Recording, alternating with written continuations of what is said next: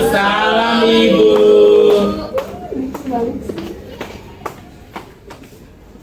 Oke, selamat pagi semuanya. Pagi Ibu. Oke, baik anak-anak, untuk foto kelas silakan pimpin doa terlebih dahulu.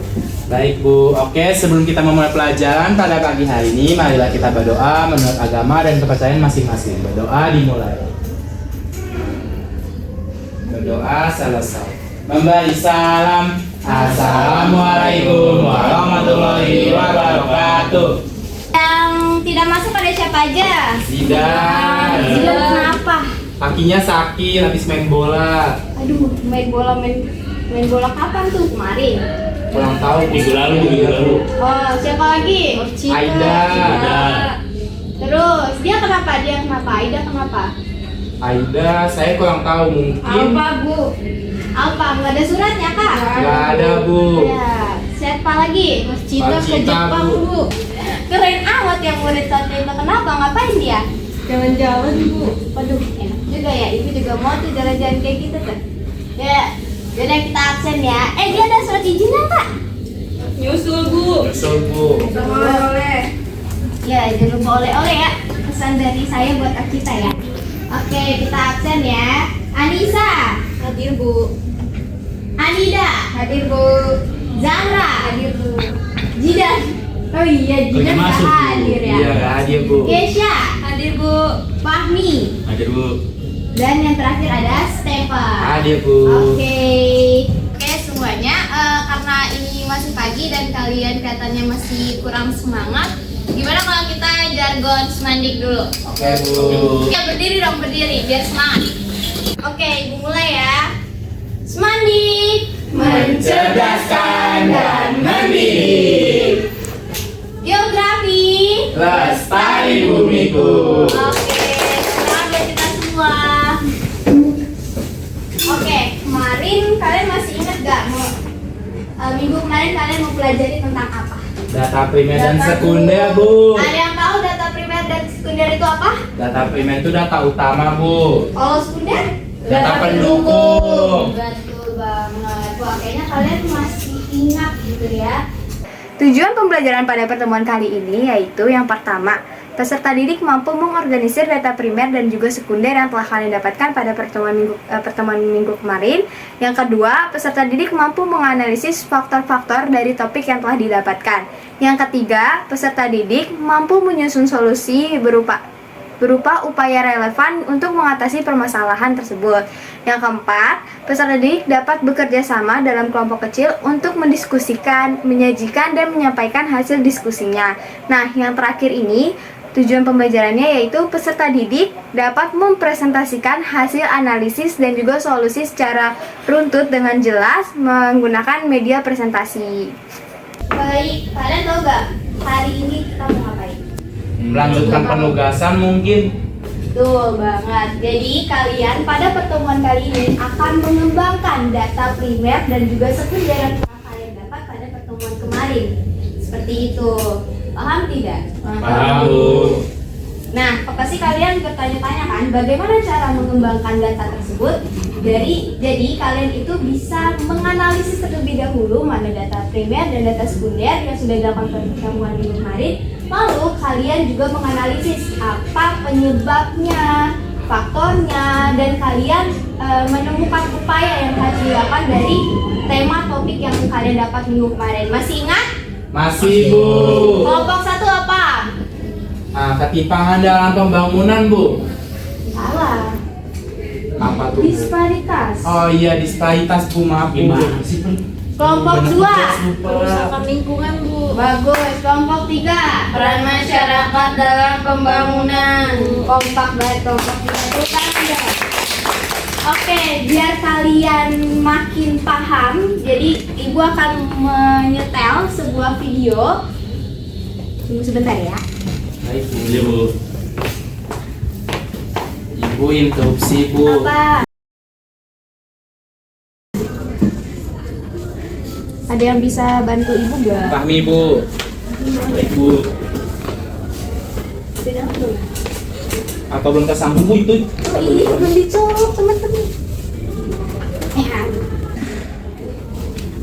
itu ternyata bagi color ya. Coba ibu.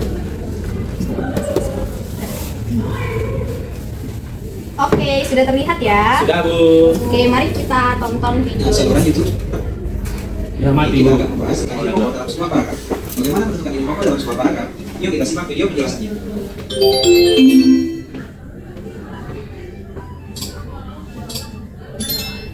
Paragraf atau alinea adalah suatu kesatuan pikiran yang dituangkan dalam kalimat atau kumpulan kalimat yang berkaitan dan membentuk suatu ide pokok.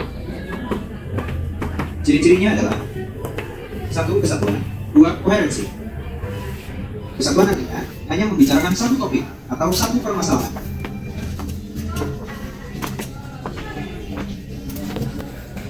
Sedangkan koherensi artinya kalimatnya berkaitan secara padu.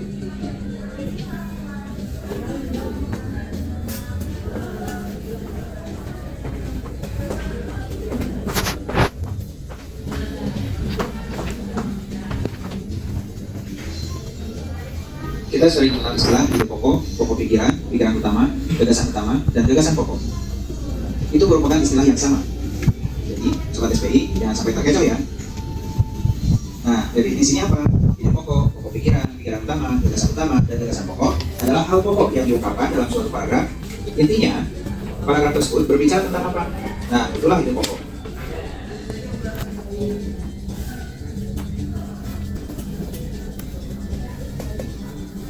Ide pokok terdapat pada kalimat utama. Kalimat utama biasanya terdapat di awal atau di akhir paragraf. Atau bisa saja ditemukan di awal dan di akhir. Atau juga bisa di seluruh kalimat. Berdasarkan letak kalimat utamanya, paragraf dibedakan menjadi 4 jenis. Yang pertama, paragraf reduktif. Yang kedua, paragraf induktif. 3, paragraf campuran. Dan 4, paragraf deskriptif.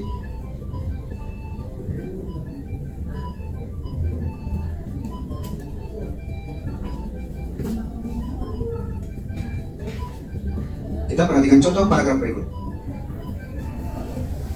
Di mana-mana orang membutuhkan internet. Di kantor-kantor, jaringan internet sangat diperlukan untuk menunjang aktivitas kantor.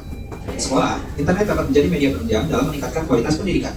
Hingga di pelosok desa, internet sudah menjadi kebutuhan pokok karena sekarang sedang menjamur toko online. Paragraf tersebut bercerita tentang kebutuhan internet di kantor, di sekolah, dan di pelosok desa. Terlebih dahulu kita identifikasi kalimat awal atau kalimat akhir dalam paragraf. Berhubung kalimat utamanya berada di awal paragraf, maka kalimat yang lain merupakan penjelas dari kalimat utama. Jenis paragrafnya reduktif. Berbeda dengan contoh paragraf kedua, kalimat utamanya berada di akhir paragraf. Kalimat yang menjelaskan penggunaan internet sudah dibutuhkan oleh orang-orang, maka termasuk paragraf induktif.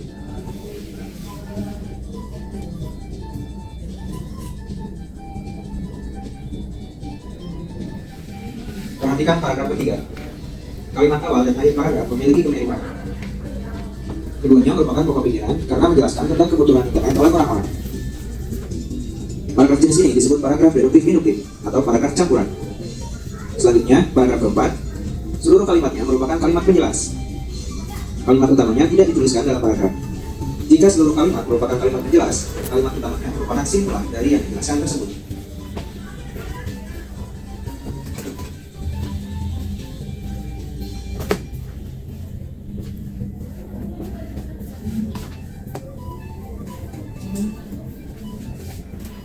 Selain kalimat utama dan kalimat penjelas, ada pula jenis kalimat sumbang. Kalimat sumbang adalah kalimat yang janggal atau tidak sesuai dengan topik. Kalimatnya tidak memiliki makna yang membangun ide pokok dalam paragraf. Perhatikan contoh. Terdapat kalimat, kualitas pendidikan di negara kita jangan kalah dengan negara tetangga. Kalimat tersebut tidak ada hubungannya dengan ide pokok paragraf. Karena ide pokok paragraf bercerita tentang kebutuhan internet oleh orang-orang di mana-mana. Sobat SPI, kami berikan contoh soal berikut sebagai latihan. Silakan tentukan kalimat nomor berapa yang merupakan kalimat utama, kalimat penjelas, dan kalimat sumber. Tulis di kolom komentar ya. Terima kasih, selamat belajar. Oke, cukup sekian dari videonya.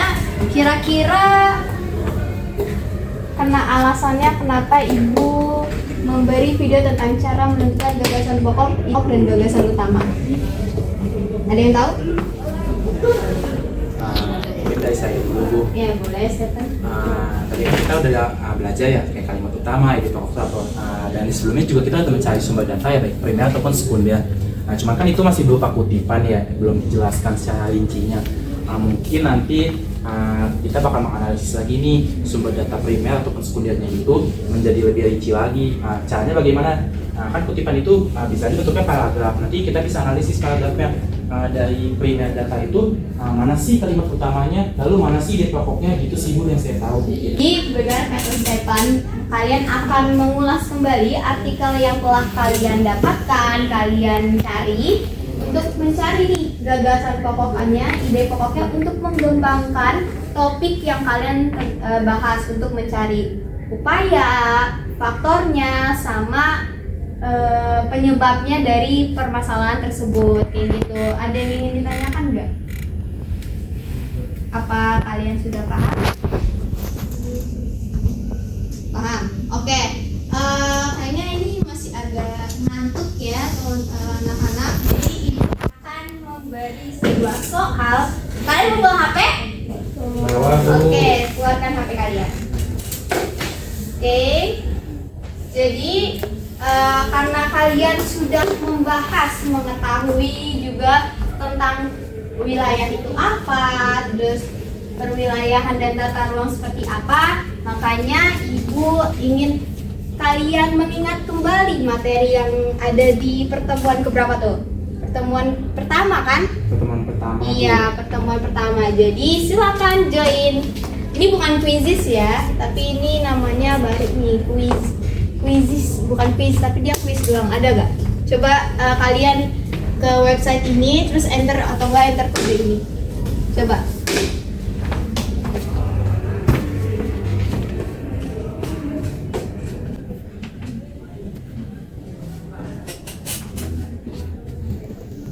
Ini bisa di submit. Saya share ke ketua kelas ya. Oke, boleh gabung ya. Sebentar Bu, ada kendala jaringan. Iya, tidak apa-apa. Dulu. Ada kesulitan? Bu boleh satu berdua nggak? Aduh, nanti kalau misalnya dapat ini kan pasti ada rankingnya kan, nanti dapat hadiah dari saya. Kalau satu berdua berarti skornya dibagi dua aja Bu. Aduh, kalau mereka menang bagi-bagi dong hadiahnya. Iya, Nggak apa-apa. apa, Bu? Ya udah boleh. Yang bisa langsung dikerjakan di HP ya, bisa. Belum bisa. Coba join langsung aja. Expired. Bisa disebut, bisa. Oh bisa, Stefan. Ntar Bu masih dicoba. Keca Nida, Belum Bu. oh, di Bu. Mau ini, mau tethering. Kayaknya saya punya data lebih. Coba menggunakan wifi sekolah ini aja. Bisa?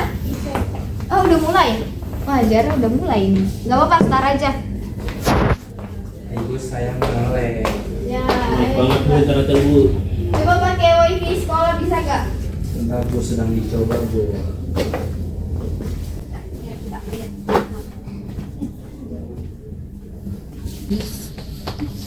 Oke.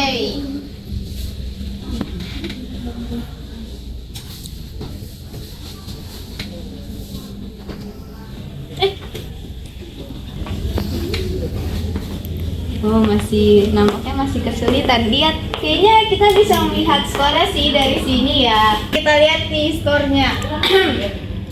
Fahmi udah selesai ya? Iya Bu, tapi soalnya banyak banget Bu, susah Ya Bu. ampun, emang soalnya sesulit itu ya? Oke, yang lain masih ditunggu nih. Stephen nih, Widih, Stephen baru salah 3. Wih, salah keren 4. Stefan, ajarin dong Pan. Stephen, keren. Anissa mana nih sama Jara? Faila itu. Oh iya, Faila. Ayo anak-anak, ibu tahu kalian sangat cerdas.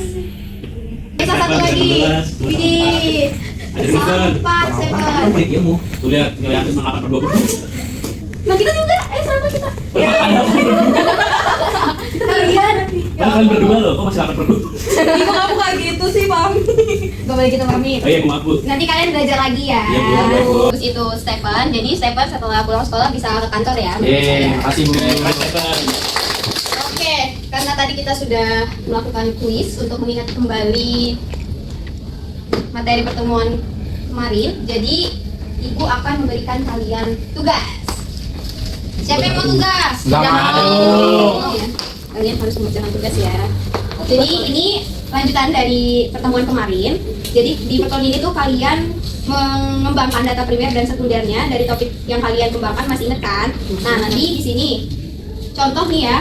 Topik permasalahannya data primernya pembangunan tidak merata disebabkan kondisi geografis Indonesia. Data sekundernya kondisi Indonesia yang berbentuk kebutuhan menyulitkan akses pembangunan. Nah, intisari dari data primer ini adalah faktor penyebabnya dari pembangunan yang tidak merata adalah kondisi kepulauan. Nah, di sini juga ada upaya atau solusi. Jadi kalian nanti mengisi upaya dan solusinya sendiri. Ini ada contohnya, itu membuat pusat pertemuan wilayah lebih dari satu di setiap wilayah berkoordinasi seperti itu. Dan ingin ditanyakan tidak? Tidak Bu, mungkin sudah cukup jelas. Oke, Ibu bagikan ini. Sudah kita kelompokkan ya. Oke Bu. Oke. Nah, setelah Ibu akan memberi waktu kalian sekitar 15 menit untuk mengerjakan. Setelah itu kalian akan melakukan presentasi dari hasil LKPD tersebut gitu. Oke, tunggu ya.